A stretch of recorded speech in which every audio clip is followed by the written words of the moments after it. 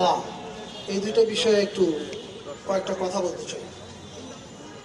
তার আগে আমি বাংলাদেশ গ্রুপ থিয়েটার ফেডারেশনকে সাধুবাদ জানাই এই নাট্য উৎসবটা আয়োজন করার জন্যে। এটার সঙ্গে শিল্পকলা একাডেমিও যুক্ত আছে।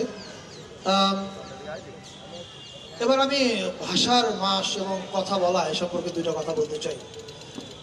আমরা জানি যে 52তে আমাদের কথা বলবার স্বাধীনতা এসেছিল। কথা বলবার বলতে শুধু মায়ের ভাষায় কথা বলবার না, শাসকের সঙ্গে দ্বিমত করবার স্বাধীনতা এসেছিল। যেই স্বাধীনতা আমরা গত 15 বছর পাইনি, 16 বছর পাইনি। 2024-এ ছাত্র জনতা আন্দোলনের মধ্য দিয়ে এক বিশাল গণ অভ্যুত্থান হয়েছে, যার মধ্য দিয়ে আজকে আমরা কথা বলবার স্বাধীনতা পেয়েছি। ফলে 24-এর সঙ্গে 52-এর একটা সিগনিফিক্যান্ট মিল আছে, আবার 24-এর সঙ্গে 71-এর একটা সিগনিফিক্যান্ট মিল আছে। 71 আমাদেরকে স্বাধীনতা এনে দিয়েছিল, গত 16 বছরে সেটা আমরা প্রায় হারিয়ে ফেলেছিলাম, যে কারণে আমাদের দেশের অনেক কিছুই নির্ধারিত হতো দেশের বাইরে থেকে। যেই কারণেই অনেক তরুণেরা এই 24-এর পরে বলছে দ্বিতীয় স্বাধীনতা। এটা দ্বিতীয় স্বাধীনতা একটা অ্যালেগরিক্যালি বলছে, বোঝাতে চাচ্ছে যে আমরা স্বাধীনতা আসলে নাই হয়ে যায় যদি আপনি সার্বভৌম না থাকেন। এবং গত 16 বছরে আমাদের দেশ যেভাবে চলেছে আপনারা সবাই জানেন, আমি নতুন করে বলতে চাই না। সেটা দেখলে বোঝা যায় যে আমাদের স্বাধীনতা কতটা অখণ্ড ছিল।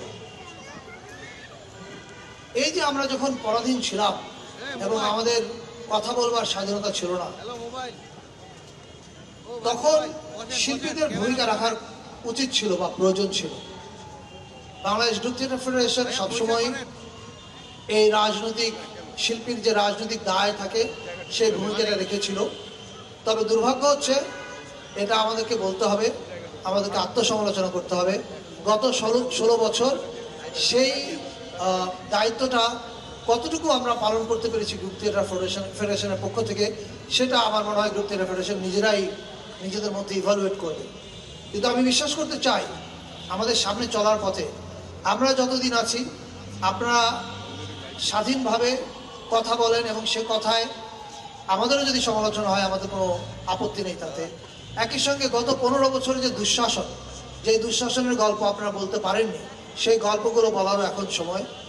এবং আমি বিশ্বাস করতে চাই এরপরে যারাই আসবেন গণতান্ত্রিকভাবে নির্বাচিত হয়ে, তারা মত প্রকাশের এই স্বাধীনতাটা অক্ষুণ্ণ রাখবেন, শিল্পীর স্বাধীনতাটা অক্ষুণ্ণ রাখবেন। আমি এই বলে এই উৎসবের সাফল্য কামনা করে আমার বক্তব্য এখানে শেষ করছি। সবাই ভালো থাকবেন। ধন্যবাদ।